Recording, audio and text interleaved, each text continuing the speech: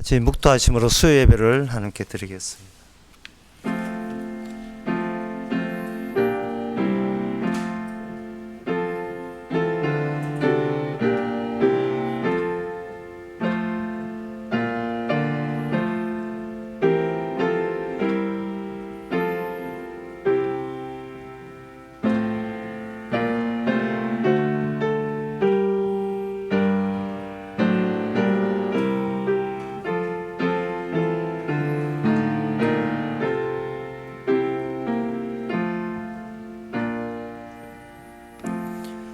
눈물을 흘리며 씨를 뿌리는 자는 기쁨으로 거두리로다.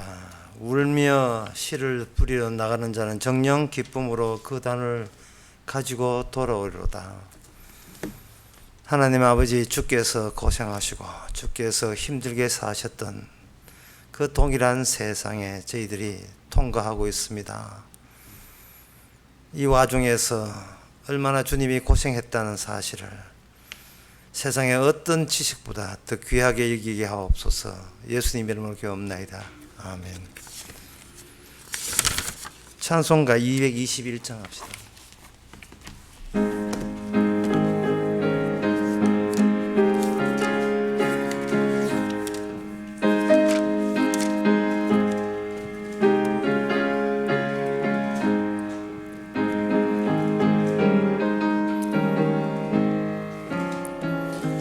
나가난 복지 귀한 성에 들어가려고 내 중한 짐을 벗어버렸네. 죄 중에 다시 방황할 일 전혀 없으니 저 생명 시냇가에 살겠네. 길이 살겠네. 나 길이 살겠네. 저 생명 시냇가에 살겠네. 길이 살겠네. 나 길이 살겠네. 저 생명 시냇가에 살겠네. 거불과 구름 기둥으로 인도하시니 나가는 길이 형통하겠네. 그 요단강을 내가 지금 걷는 후에는 저 생명 시냇가에 살겠네. 길이 살겠네. 나 길이 살겠네. 저 생명 시냇가에 살겠네. 길이 살겠네. 나 길이 살겠네. 저 생명 시냇가에 살겠네. 내 주린 영원 만나로서 먹여주시니 그 양식 내게 생명 되겠네. 이후로 생명 양식 주와 함께 먹으면 저 생명 시냇가에 살겠네. 길이 살겠네. 나 길이 살겠네. 저 생명 시냇가에 살겠네. 길이 살겠네. 나 길이 살겠네. 저 생명 시냇가에 살겠네. 우리 이 시간 한 마음으로 기도하겠습니다. 기도 제목은 우리 하루하루가 살아갈 수 있는 것은 내 힘이 아니고 순전히 주의 힘으로 살아가고 있다는 것, 이것이 말로만 아니라 실제로 체험할 수 있도록 다 같이 기도합시다.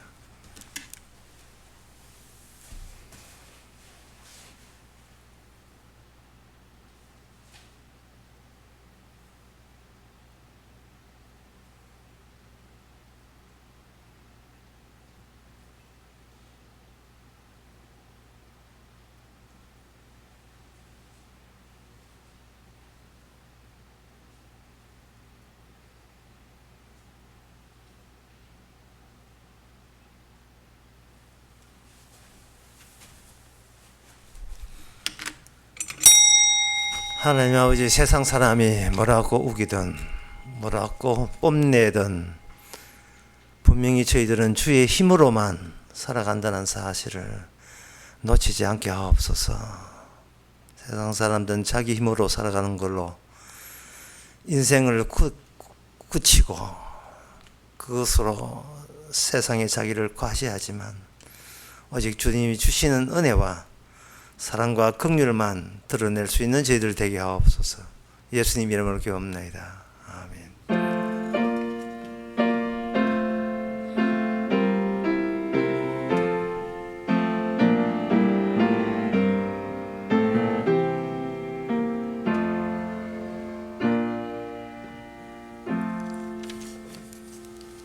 하나님의 말씀 요엘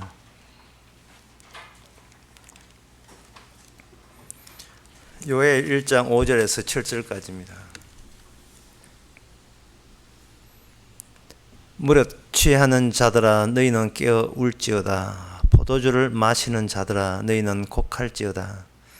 이는 단 포도주가 너희 입에서 끊어졌음이니 한 이족이 이 내 땅에 올라왔음이로다. 그들은 강하고 무수하며 그 이는 사자의 이 같고 그 어금니는 암사자의 어금니 같도다. 그들이 내 포도나무를 멸하며 내 무화과나무를 긁어 말갛게 벗겨 버리니 그 모든 가지가 하얗게 되었도다. 아멘. 지난 시간에 메뚜기 떼가 덮친다고 했습니다. 이 메뚜기의 드론이 무엇을 노리는가? 그것은 이제 오늘 본문에 나와 있습니다. 이 세상을 사는 그 즐거움을 끝장내겠다는 겁니다. 그래서 오늘 5절에 보면 포도주를 마시는 자라고 나와 있죠. 포도주를 마신다는 것은 세상살이의 즐거움에 도취되어 있고 그것에 푹 빠진 사람을 이야기하는 겁니다. 그런데 그걸 하나님께서 메뚜기 떼를 동원했어. 그리고 6절에 보면 다른 이방민족, 다른 이방민족이거든요. 이게 나중에 아수르인데요. 마치 메뚜기 같이 무수하게 몰려오는 뭔가 하나님 측에서 준비했다는 준비하셨고 의도를 가지고 이스라엘 모든 그게 삶의 터전을 혼란케 하고 혼돈케 하시는 의도를 가진 양 이방 민족이 북이스라엘을 비참하게 만듭니다. 선지자는 그걸 미리 이야기하지요. 그것조차도 하나님의 계획이었다. 어떤 계획이었느냐?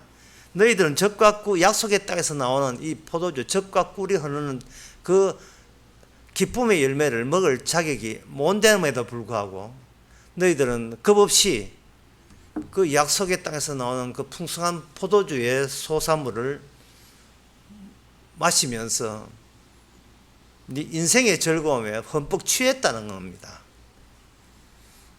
약속의 땅에 나는 그 기쁨을 주는 포도의 생산물을 네가 자격이 있는지를 생각해보고 그 기쁨에 참여했는지를 다시 한번 이 하나님께서 이 선지자를 통해서 촉구하고 있습니다. 한번 돌아봐라 말이죠.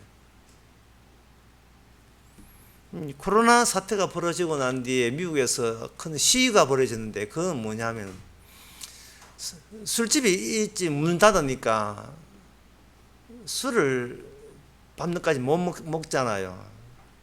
우리에게 세상 사는 즐거움을 막지 말라. 그런 데모를 벌리고 있는 겁니다. 그처럼 이스라엘 사람들은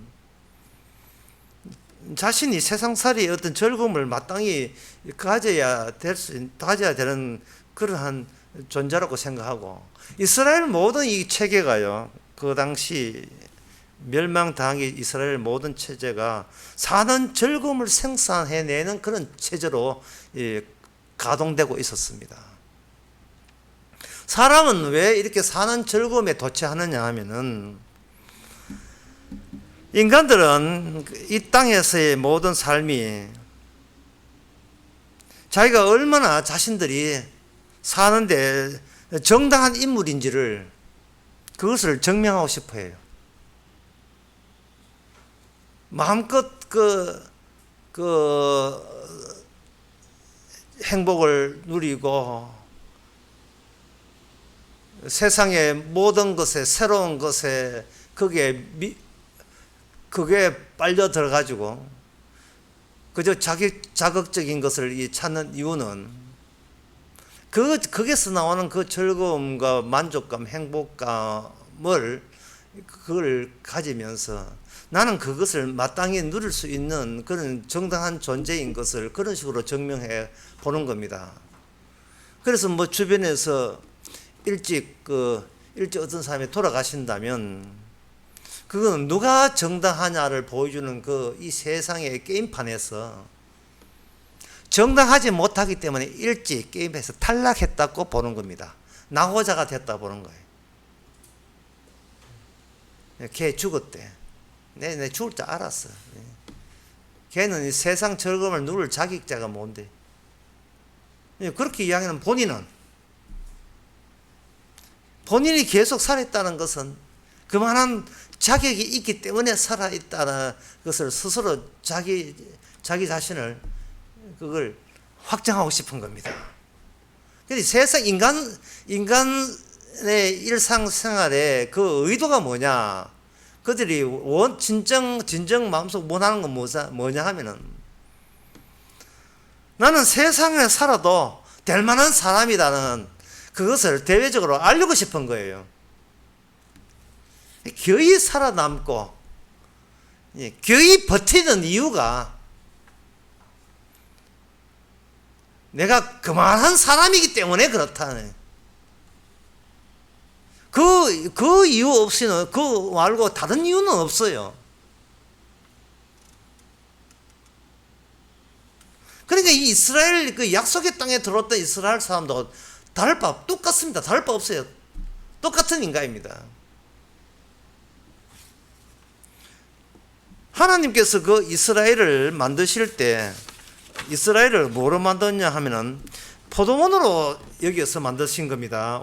이사야 5장 2절에 보면 땅을 파서 돌을 제하고 극상품 포도나무를 심었도다. 좋은 포도 맺기를 바랐더니 들포도를 맺혔구나. 약속의 땅은 하나님의 농원입니다. 농장이죠. 그러면 농장주가 그 농사 지을 때는 극상품 포도나무를 원했던 겁니다. 하나님의 극상품 포도나무를 원하는 이유가 뭐냐? 그거는 하나님 주인 되시니까, 농장주가 주님이니까 하나님이 자기가 그걸 먹고 싶은 거예요. 따먹고 싶은 겁니다. 하나님은 자기가 했던 성과의 즐거움을 홀로 자기만이 만족스러워지고 싶은 거예요. 그만한 정당성과 타당성은 하나님께 있습니다. 그러면 그런 취지에 의해서 이스라엘이 하나님이 계시는 약속의 땅에 같이 동거하고 있었다는 말은 하나님께서 그 약속의 땅의 젖과 꿀을 마땅히 먹을 수 있는 권한이, 자격이 있는 것처럼 너희들도 그런 자격이 갖추어져야 이 약속의 땅에 사는 즐거움을 누릴 자격이 된다. 그걸 알려주기 하는 겁니다. 그러면 자격이 되느냐 안 되느냐 뭐로 아느냐? 그거는 율법을 제시하면서 그게 판정이 나는 거예요. 그런데 이스라엘에게 막상 율법을 주니까 오히려 율법으로 인하여 율법에 부합되지 못한 인간들이 이 약속의 땅에 왔다는 것이 그만 들통이 난 겁니다. 율법으로 잘못되었으면 이스라엘 자체적으로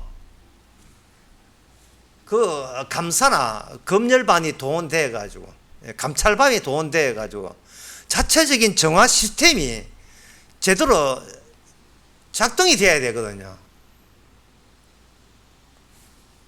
그런데 이스라엘이 이렇게 율법을 줬을 때 우리가 이제 죄임이 잘못되었습니다 할 때는 제사장이 나서서 그래 진정으로 회개한 자에게는 하나님의 용서할 준비가 되어 있다. 양을 잡고 소를 잡으면서 하나님은 죄인과 더불어 사시면서 그 죄를 자신이 가져가서 긍휼로 너희를 샀다. 이런 원리가 계속 이게 유지가 돼야 되는데 나중에 그들이 이제 뻔뻔해지기 시작하는 거예요. 예배 드렸다 됐다. 우리는 그냥 세상 즐거움에 탐닉하고 거기에 몰입해도 상관없다 막 이런 식으로 그냥 막 까자는 이야기죠. 그냥 막 깐 거예요.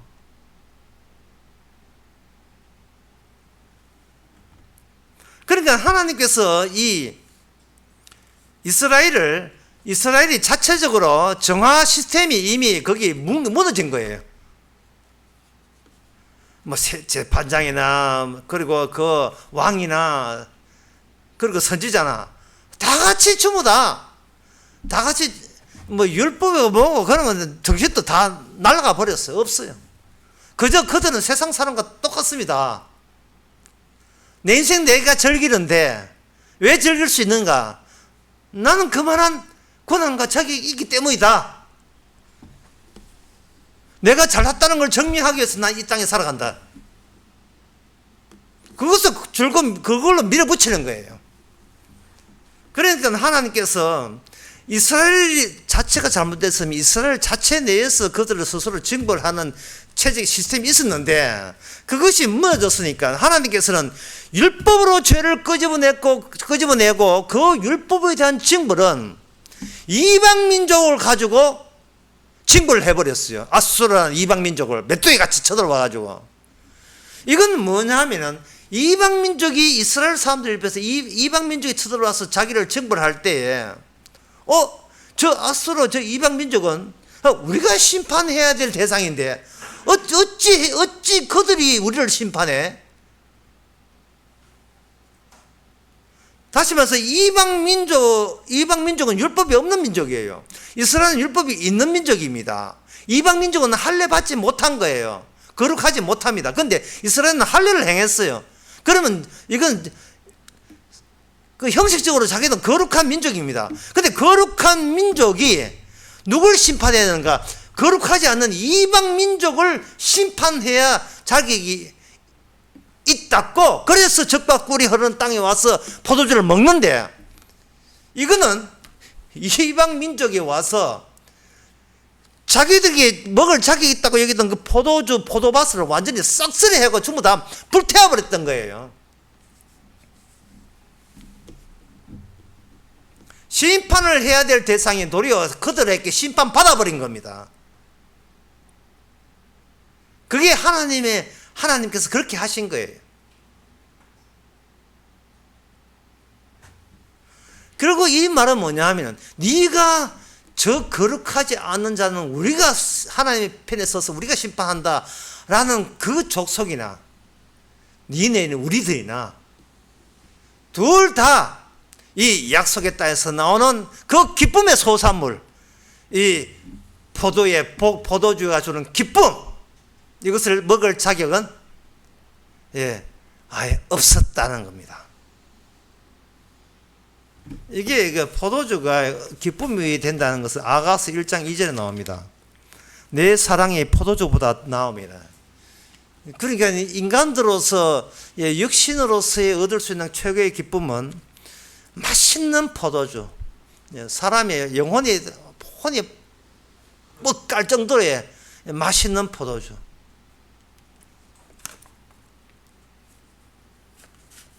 저는 이런 포도주는 안 먹습니다. 그냥 5.5kg 포도주만 이렇게 아침마다 포도주스 먹고 있습니다만, 당 높다고 그것도 함부로 못 먹기만. 아가스에는 뭐냐 하면은 내게 불쑥 찾아온 사랑이 얼마나 새로운 기쁨을 주는지, 지금껏 내가 내 스스로 기쁨을 얻고자 시도했던 그 포도주 맛있는 포도주보다 더하다 이 말이죠. 그래서 이 포도주라 하는 것은 기쁨을 누릴 자격이 되냐 안 되냐를 결정짓는 하는 음식 중에 하나가 되고 말았습니다. 왜냐하면 포도가 그 약속의 땅의 소산물이기 때문에. 그렇다면 그 이스라엘을 이제 근원적으로 이스라엘은 그러면 이 약속의 땅에 왜 왔는가?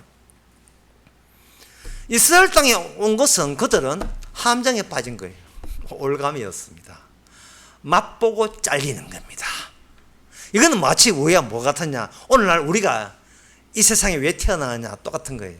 이 세상에 태어나서 살아보면서 우리는 내가 세상에 살만한 자격이 된다고 지 마음대로 일방적으로 자기를 그렇게 정명달하고 잘난 체 하다가 결국은 끽 하고 잘리잖아요.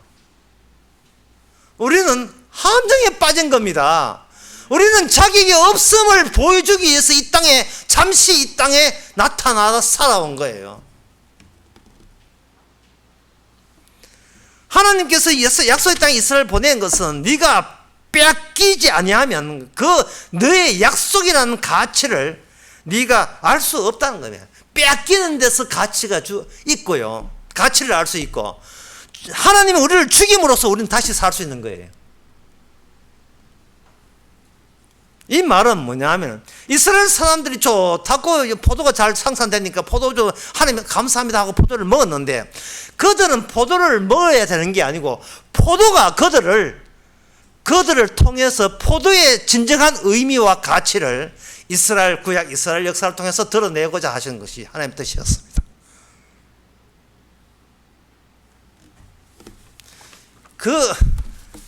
그래 포도를 함부로 먹어서는 안 된다 이 말이죠. 이 약속의 땅의 포도를 함부로 먹어서는 안 되는 거예요. 이거는 마치 오늘날 우리가 1900 몇 년도에 이 땅에 태어나서 주민등록에 앞에 있는 것처럼 태어났다고 해서 이 땅에 마치 살 권한이 있다고 그렇게 오해하시면 안 된다 이 말입니다. 우리는 이 땅에 산 것은 죽음이 뭔가를 드러내기 위해서 우리를 잠시 살려서 죽인 것 뿐이에요. 주님이요 우리를 죽여서라도 진정한 죽음의 의미가 나타난다면, 그렇다면 우리 이 땅에 살 의미는 우리 도리는 다 했습니다. 이렇게 돼야죠. 이렇게 돼야 돼요. 까지 살라고 죽으면 안 된다고 사는 거, 그거 왜 삽니까? 이건 하나의, 그들은 말합니다. 이 게임이야. 살아남은 자는 살만해서 살아났고, 죽은 자는 이거는 우리보다 영 가치가 질이 떨어져요. 상품의 가치 떨어지면 갖다 버리잖아요. 그래서 이거 게임에서 탈락한 것이다. 이 세상 자체가 산자를 하나의 승리자로 바라고 생각하는 거예요. 살아있다는 것 자체를 잘나서 살아있다. 그 승리자로 영웅으로 추앙하고, 일찍 죽거나 아니면 거의 죽음에 가 있는, 쉽게 말해서 가난한 자들이죠. 병든 자, 가난한 자. 저거는 갖다 버려도 쓰레기에 접근되어 있는 그런 사람을 취급하는 겁니다. 그래서 살아남는 자는 마지막에 꼬리엔 지점에 가서 만세를 부르는 거예요. 내 인생 이만큼 이 나이까지 살았으니까 만세 됐노이까 반자야 이 뜻인데 만세를 부르는 거예요. 그게 뭐냐? 오징어 게임이. 오징어처럼 동그라미 그리고 세모, 네모 그리고 세모 그리고 도형 오징어 해놓고, 각자 영역에서는 두 발을 딛지만 바깥을 공격해야 되는데, 공격하는 자는 한 발로 대야 돼요. 핸디캡을 주고, 수비하는 자는 두 발 딛고 수비를 하고, 그럼에도 불구하고 용감한 공격자는 한 발로도 두 발 하는 자를 꺾어버리고 다시 자기의 본향으로 돌아올 때 만세를 부르는 게.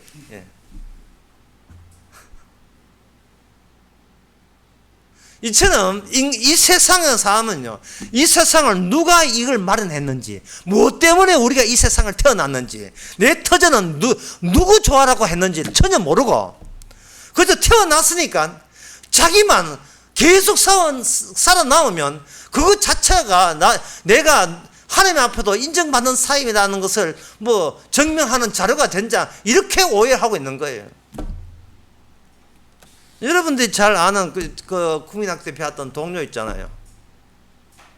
그 동료에서 그 소녀가 누구 생각하는지를 한번 들어보세요. 뜸뿍 새 논에서 울고, 예. 뻑뻑뻑뻑뻑 숲에서 우는데, 우리 오빠 말 타고 서울 가면서 비단 구두 사가지고 오신단다. 이거 진짜 제목이 오빠 생각인데 제목 잘못됐어요. 지 생각이에요, 이거는. 그런데 그 오빠가 어디 있습니까? 이제 기럭기럭이 북에서 오고 끼뚤함이 슬피 우는데, 서울 간 오빠는 소식이 없고 우수수 낙엽만 떨어지네. 이게 2절 가세요. 우수수 나뭇잎 판 떨어지네.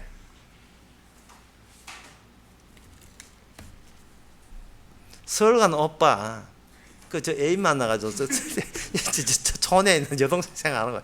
지는 거기 둘이 지금 나이트클럽에 가지고 춤추기 바쁜데 어디 비단구도 살 생각 없어요. 오빠는 지 생각해야죠.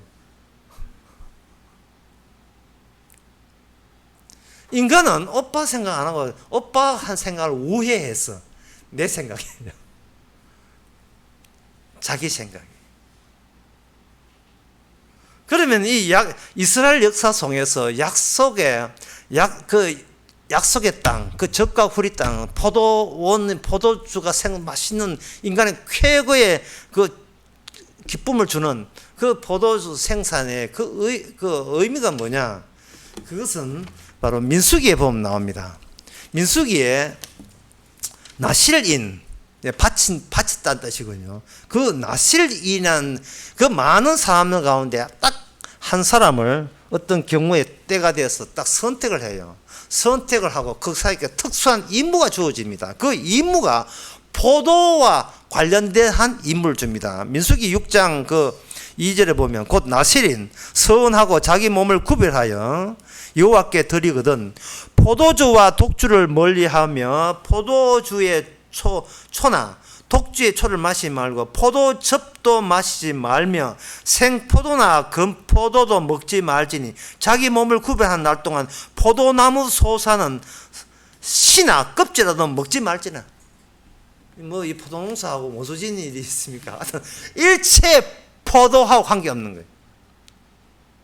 이것은 무엇을 뜻하냐 하면은 율법에 의하면 죄 지은 사람이 자기의 죄의 대가를 양을 가지고 흠없는 걸 잡아서 제사장에게 가져오는 그것이 초반에 율법의 내용이라면 점차 갈수록 뭐냐면 죄 있는 자가 죄 지은 자가 제물을 바치는 것이 아니고 죄 없는 무죄한 자가 남의 죄를 대신해서 제사를 바치지 아니하면 지금 이스라엘은 이대로 이주할 수가 없다는 사실을 보여주는 거예요.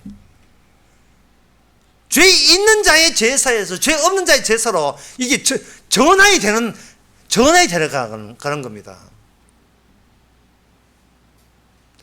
그렇게 되기 위해서는 그렇게 되는 그 상황은 바로 죄 있는 자가 회개하는 것도 한두 번이고 반성하는 것도 한두 번이지 자꾸 하게 되면 제가 아까 처음에 이야기했잖아요. 인간이 사는 이유가 뭐다? 내가 얼마나 잘난다는 걸 증명해서 사는데 맨날 죄. 예? 누가 내보고 이야기하는 것처럼 맨날 죄밖에 모르냐 하는 것처럼 맨날 죄 이야기하게 되면 짜증이 확 올라와요. 짜증이. 회개 많이 했잖아. 돈 좀 교회 갖다 바쳤잖아. 뭐 더 어쩌라고. 이 정도 내가 회개하고 반성하고 착실하다 있으면 나와라 그래. 없어. 이제는 이제 뻔뻔스러워지는 거예요. 천부여 의지로 손 들고 나옵니다. 요거 처음 교회 나올 때 한번 불러요. 그 다음부터는 가사가 감감해.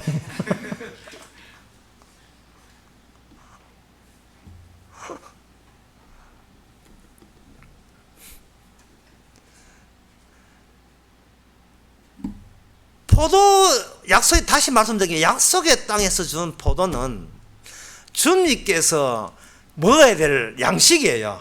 왜? 하나님이 자기 포도원이기 때문에. 그런데 불쌍히 여기서 나누어 준다고 이게 자기 백성에게.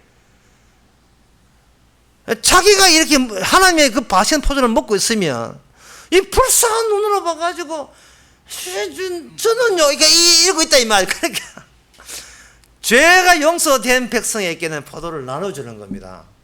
이렇게 되게 되면 인간은 뭐냐 하면 포도가 문제가 아니라 포도라는 그걸 인간이 포도를 먹는 게 아니고 포도주를 먹는 게 아니고 마시는 게 아니고요. 포도주가 특정 하나님의 언약 관계에 있는 자에게 포도주가 언약적으로 그 사람을 활용하는 겁니다. 포도의 의미를 드러내기 위해서. 그냥 인간이 그냥 포도주를 먹어버리면 이거 순전히 나는 기뻐할만 자기 있다 해서 자기 기쁨으로 근데 포도주를 그냥 의미도 없이 함부로 먹는 셈이 되는 거죠. 그래서 하나님께서는 특정인에게 나신에게 너 앞으로 네가 서원한 기간 동안에 일체 그 기쁨의 산물이라는 하나님 마땅히 받을 자기 있다는 그 포도주를 너는 스톱 못 먹어. 포도주를 못 먹으면서 못 먹는 기간 동안에 멈추지 않는 게 있어요. 그게 뭐냐? 머리카락이에요.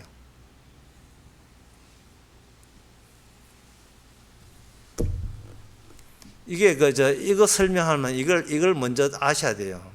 어린애가 아주 우리 어릴 때 이야기입니다. 요새 애들 시계 다 차고 있지만 시간도 못 보내서 어린애가 부잣집 아들 우리 클 때 부잣집 아들 시계 차고 있으니까 그 학교가 부럽잖아요. 그러니까 약이 올라가지고 지가 볼펜 가지고 손목에다가 시계를 그려요.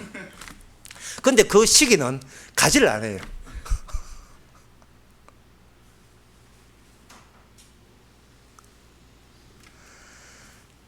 이스라엘 백성이 하나님 믿고 율법 안다고 해가지고 설치되는 모양새가 마치 손목에다가 시계를 그리면 자기가 구원의 길을 가는 것처럼 오해하고 있는 겁니다.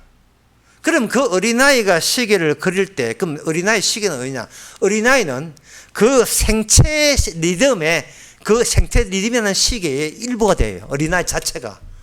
어린아이가 늙어가니까. 어린아이가 시계를 그리든 말든 시간은 척척 가는 거예요. 형식적으로 예사드리고 형식적으로 율법 지키는 이스라엘 대신해서 형식 말고 실제로 하나님께서는 왜 적박부를 허락게 하시고 여기 왜 포도원이 잘 되게 하느냐 그것을 알려주기 위해서 아무 죄 없는 무죄한 나시론을 하여금 특별 역할을 맡기는데 그게 뭐냐 하면은 아무 죄도 없으면서 그 포도회가 나는 마땅히 하나님의 덕분으로 나는 먹고 마셔도 돼 라는 것을 특정 시간대에 그걸 못하게 만들어요. 못하게 만들면서 그 기간의 시계는 뭐냐? 머리카락이 되는 겁니다. 그러면 그 머리카락은 나중에 기간이 딱 6개월 때가 6개월 서원하고 나한테 딱 마치게 되면 6개월 되면 그 자랐던 그 머리카락 있죠. 그 머리카락을 잘라요. 그 자르는 머리카락은 이 사람이 이 나실인이 하나님의 율법대로 그대로 순종했다는 증거가 됩니다. 하나님의 율법을 지키지 않는 대다수의 사람들하고 대조가 되는 방식으로 이 사람은 이 사람은 율법 내 시킨도 다 했잖아. 서원한 대로 포도와 관련된 거 다 거부했잖아. 너희는 먹고 마시고 좋다 하지만 의미도 모르고 먹고 마시지만 이 사람은 안 먹었잖아. 먹을 수 있는데 안 먹었잖아. 그 기간이 머리카락으로 해서 그걸 하나님의 화목제물에다가 그게 제사에 첨가가 돼요. 원래 화목제물은요 사람의 모든 제사는 사람에게 일찍 들어가면 안 돼요. 흠없는 제물이 들어가야 되지. 흠 있는 인간은 못 들어가거든요. 근데 특별히 그 나시린의 화목제에서는 나시린이 율법을 순종했다는 증거로 자라난 머리카락이 하나님의 거룩한 제사에다가 섞여 들어가게 되는 겁니다.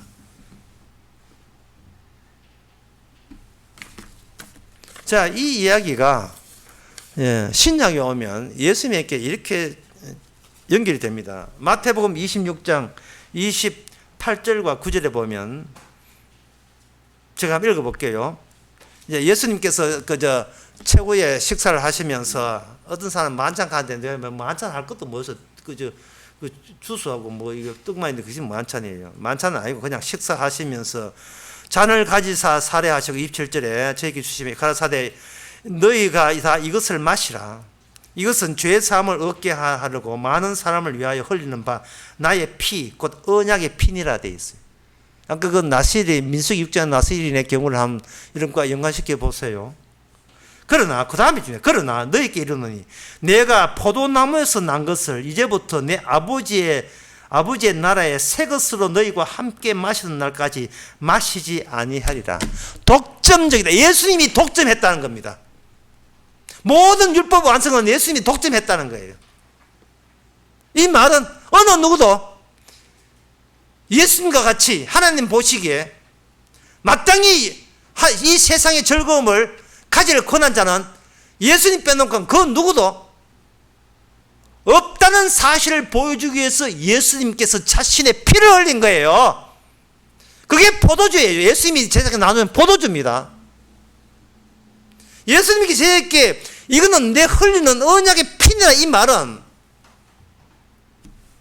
너는 이 세상에서 네가 정당하고 잘날 어떠한 가치가 없음을 드디어 땅 확정했다는 거예요. 그러면 이스라엘, 구약 이스라엘, 그러면 이 제자들은 왜 예수님 앞에 그 피를 받고 그 포도를 마시는 겁니까? 무죄한 자가 억울한 희생을 했다는 그 작업에 그들은 참여하는 영광을 누린 거예요. 그 공간이 바로 무슨 나라다? 하나님의 나라입니다. 하나님의 나라의 특징은 한 분만이 천국의 모든 복을 누릴 유일한 자격자고 그 외에는 없다는 그 작업에 합류하고 정인으로서 참여된 사람. 그 공간이 바로 하나님의 나라예요. 하나님의 나라가 올 때까지. 그 말은 이제는 이 세상에 두 번 다시 하나님의 우리의 죄를 대신 희생할 합당한 자는 이 세상에 존재하지 않는다는. 예수님, 내가 포도나무요. 내가 포도나무는 내 이 포도주를 마신다면 더는 다른 포도주나 다른 포도나무는 하나님께서 인정한 적이 없습니다. 쉽게 말해서 하나님은 나를 인정한 적이 없습니다. 그런데 우리가 세상에 나와서 내 잘났다고 그걸 목표로 사십니까? 이 세상에 일어나는 어떤 일도요, 하나님의 나라와 무관한 일은 일어난 적이 없어요. 모든 일,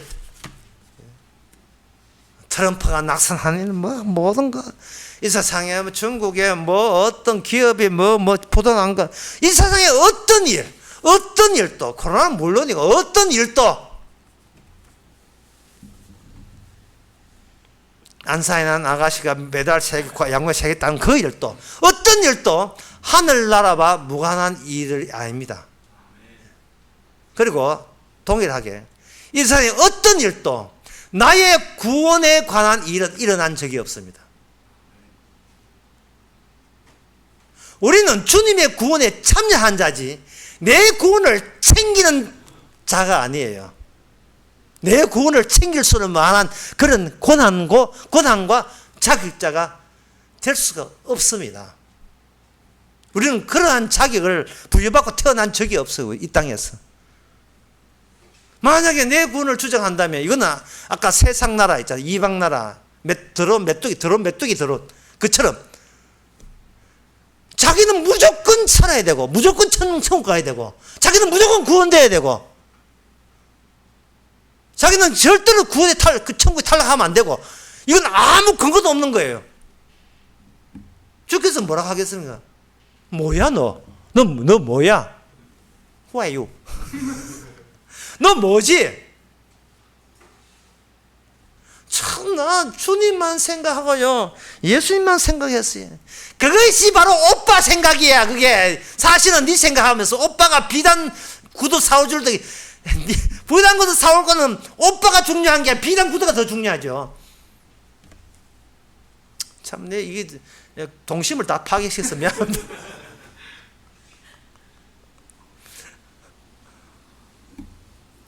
다시 말씀드리게, 이 세상, 인간에게 이 세상은요, 내 잘남을 증명하고 있다고 생각하는 거예요. 그러나 이 세상은 주님만이 무죄하다는 걸 입증하는 공간이에요. 주님만이 무죄한 걸 입증해요. 그 율법에 그게 나와 있어요. 신명기 21장에 보면 나옵니다. 신명기 그 21장 1절에서 8절까지 쭉 보면 내용이 뭐냐 하면은, 어떤 데서 살인 사건이 났어요. 어떤 들판인데 시체가 들판에 엎어져 있어요. 피 흘리면서. 범인을 못 잡았습니다. 왜? 그 당시 CCTV가 설치가 돼가지고 범인을 오리무중이에요. 화성 연쇄살인 같은 비슷한 없어요.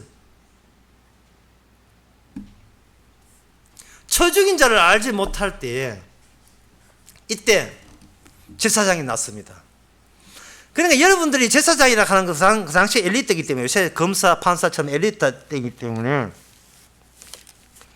우리 생각은 범인을 잡아준다 이렇게 생각하는데, 범인을 잡아준 자가 제사장이 아닙니다.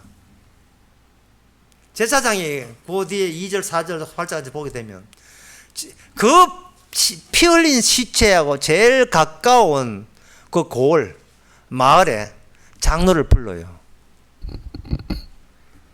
그럼 장로들이 쫄았죠. 혐의가 우리한테 주어졌구나. 왜? 가장 근거리에 있는 자가 살인할 가능성이 굉장히 농후하거든요.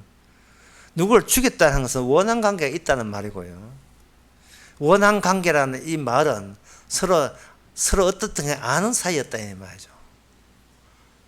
그러면 그 당시에 운송수도 넉넉지 않은 가운데서, 근데 경기조차도 없었잖아요. 원한 관계에서 시체 죽이고 시체를 지 있는 곳에 두면 안 되니까, 자기는 범인 아니라고 숨겨야 되니까 내다 버릴 때 뭐 1톤 트럭을 이용하겠습니까? 택시를 이용하겠습니까? 그냥 질질 끌고 하지만 헷갈리면 가봤자 가까운 거리다 말. 그래서 제사장은 지금 범인을 잡고자 하는 게 아니라 가장 근거리 가까이 있는 마을의 장로를 불러서 뭐라고 하냐 하면, 이실 짓고 해라. 너가 동네 사람이다. 이래 하는 게 아니고, 너가 고을이 무죄하다는 걸 입증하라 이게. 무죄하다는 것을 입증하세요. 가까이 있다는 것 때문에 억울한 혐의를 받지 않게 하시는 것이 하나님의 뜻입니다. 가까이 있다는 이유 때문에. 범인은 가장 가까운 사람의 범인을, 믿지 마라 사람을, 이런 거 있잖아요. 그거지. 그래서 제사를 드려가지고 레위인들도 거기에 와가지고 뭐냐 하면은, 피살한 6절에 보면 그 피살 곳에서 제일 가까운 성의 모든 장로를 그 골짜기에 해서 그 제사를 드리면서 손을 쉽게 말하기에, 우리의 손은 이 피를 흘지 아니하였고 우리는 이것을 보지 못하였습니다를 입증하는 거예요. 입증할 때 그 가까운 고을에 있는 사람은 자신들이 범인일 수가 있다는 사실을 감안해야 됩니다. 우리는 모르는 바입니다. 우리 마을이 얼마나 점잖은데 그런 흉악 살인자를 자식들 둔 적 없어 그렇게 하는 게 아니고,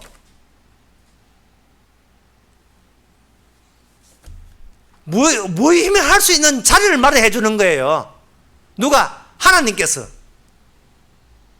그렇게 되어버리면 가까운 데서 고을들이 죄가 없어졌지요. 흠이 없지요. 그러면 이 죽은 자는 뭐냐? 죄 없이 억울한 자가 되는 거예요. 죄 없이 억울한 자. 여기 8절에 그게 나옵니다. 여호와께서 주께서 속량하신 주의 백성 이스라엘을 사하시오. 무죄한 피를 주의 백성 이스라엘 중에 머물러 두지 마옵소서. 무죄한 죄. 무죄한 죄의 피. 그게 무죄, 죄 없는 자의 피니까 이거는 죄 없는 자의 죄, 죽음. 죄 없는 자의 죽음과 관련 짓지 않는 이스라엘 되게 하옵소서. 이 말입니다. 이 말은 결국은 율법의 마지막 완성이 되게 되면 죄 없는 자가 이 땅에 도착한다는 말이고요. 그렇게 되면 이 세상의 운명이라는 것은 내가 얼마나 착하고 참하고 훌륭하냐 이게 아니라 주님만이 억울하게 죽으신 분이라는 것을 그 작업에 연관되어 있고 참여된 자만이 구원을 받습니다. 이 말은 뭐냐 하면은 제가 그 설교 초반에 이야기했잖아요. 우리가 이 땅에 태어나면서 모두 생각하는 것은 나는 살만한 가치가 있다. 건드리지 마라. 나는 살아야 되겠어. 네 손해받든 못든 난 손해보면 싫어. 이게 인간의 본성이거든요. 그런데 오직 진짜 그럴 권리가 있는 사람, 진짜 기쁨의 포도주를 마실 수 있고 이 땅에 영원히 살 수 있는 것은 너도 알고 나도 알고 오직 따로 계시다는 것에 크게 관심을 두면서 그 공간을 위해서 살아가는 사람, 그 사람만이 이미 천국에 도착한 구원받은 사람입니다. 나 구원받겠다 하는 사람과 사귀지 마세요. 그 이다입니다. 구원받겠다 설치는 사람 사귀지 마세요.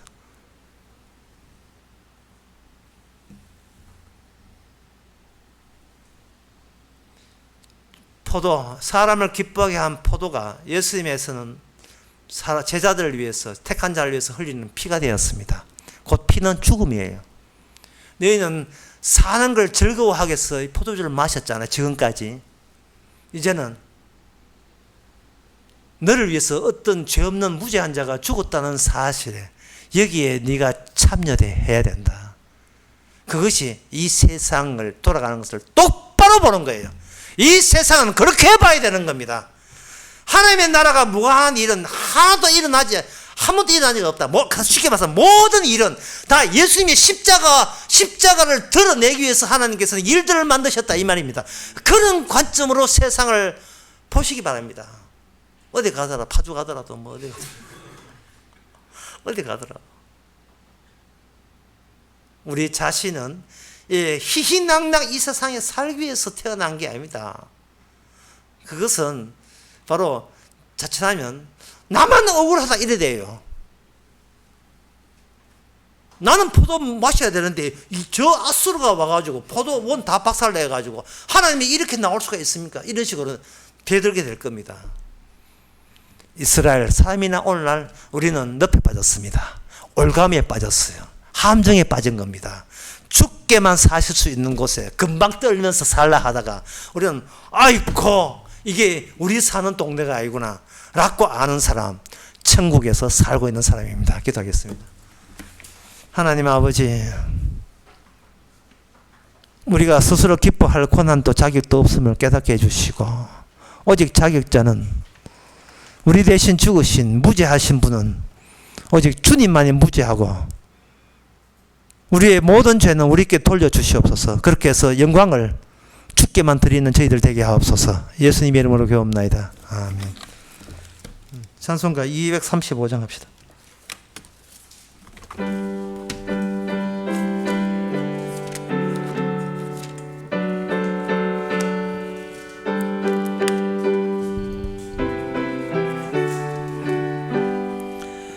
달고 묘한 그 말씀, 생명의 말씀은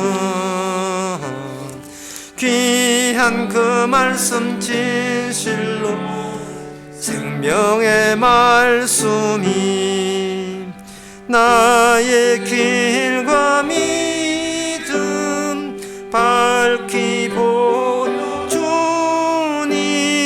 아름답고 귀한 말씀 생명샘이로다.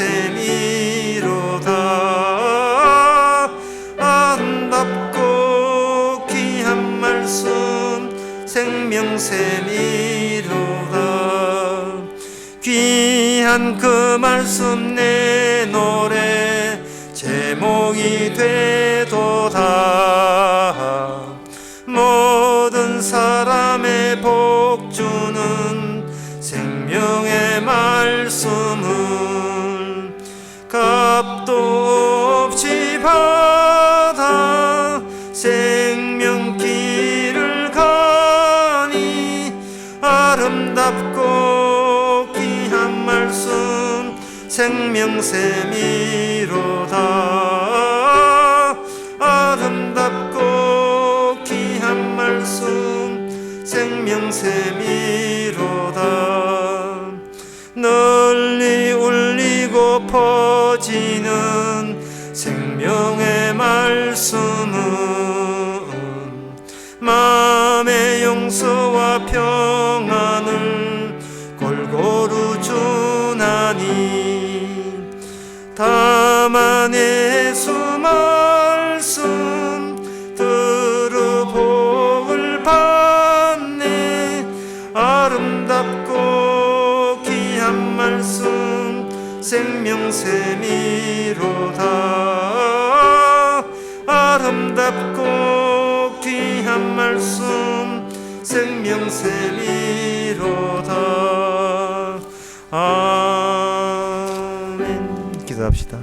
지금은 우리 주 예수 그리스도 은혜와 하나님의 큰 사랑과 성령의 충만하심이 내가 만든 현실이 어떠냐가 아니라 주님이 친히 만드시는 현실이 어떠냐를 깨닫는 모든 성도에게 주의 이름으로 축원하나이다.